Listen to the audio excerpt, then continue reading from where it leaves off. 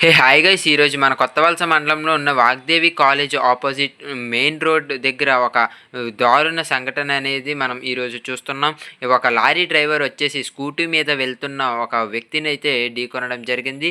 ఆ వ్యక్తి అయితే అక్కడికక్కడే మృతి చెందారు. అండ్ అలాగే ఆ వ్యక్తి యొక్క ఇద్దరు పిల్లలు కూడా చిన్న చిన్న గాయాలు అనేది జరిగాయి. ఆ ఇద్దరు పిల్లల్ని అక్కడే ఉన్న చిన్న మెడికల్ షాప్ దగ్గర ట్రీట్మెంట్ చేశారు. అండ్ అలాగే అంబులెన్స్ లేట్ అవ్వడంతో మన పోలీస్ వారి వెహికల్ని ఉపయోగించి వారిని కొత్తవలస మండలం పిహెచ్సి కేంద్రానికి తీసుకువెళ్లారు.